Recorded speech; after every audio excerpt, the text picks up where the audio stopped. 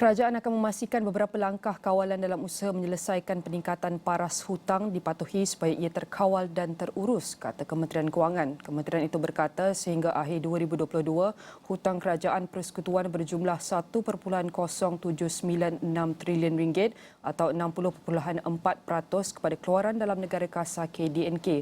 Yang mana daripada jumlah itu, hutang dalam negeri adalah sebanyak 1.0501 trilion ringgit, manakala pinjaman luar pesisir sebanyak 29.5 bilion ringgit. Dalam jawapan bertulis Dewan Rakyat, MOF memaklumkan antara langkah dilakukan ialah dengan meneruskan konsolidasi fiskal secara beransur-ansur bagi memastikan pinjaman baharu adalah lebih rendah berbanding semasa pandemik tanpa menjejaskan pemulihan ekonomi negara.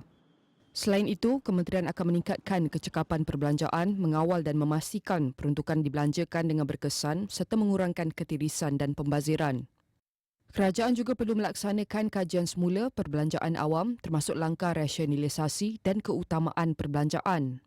Menurut kementerian itu lagi, ia juga akan memastikan perbelanjaan mengurus sentiasa dibiayai melalui hasil negara dan sebahagian hasil dapat menampung perbelanjaan pembangunan serta memperluas asas hasil dalam menjadikan kutipan hasil yang mampan yang mana kerajaan perlu mempunyai lebihan baki semasa dan tidak meminjam untuk perbelanjaan operasi.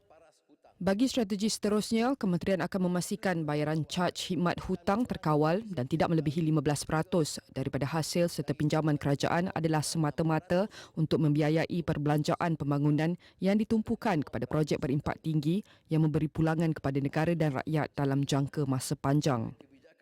Selain itu, kerajaan juga akan mengutamakan pinjaman domestik dengan mengambil kira mudah tunai yang tinggi dan kos pinjaman yang lebih murah serta tidak terdedah kepada risiko tukaran wang asing. Pada masa yang sama, mengukuhkan rangka kerja institusi dan perundangan dengan melaksanakan langkah pembaharuan fiskal termasuk memperkenalkan Akta Tanggungjawab Fiskal. Akta yang dijangka dibentangkan pada tahun ini mampu memperkukuhkan lagi tabik urus, ketulusan dan accountability dalam pengurusan fiskal, jelas kementerian.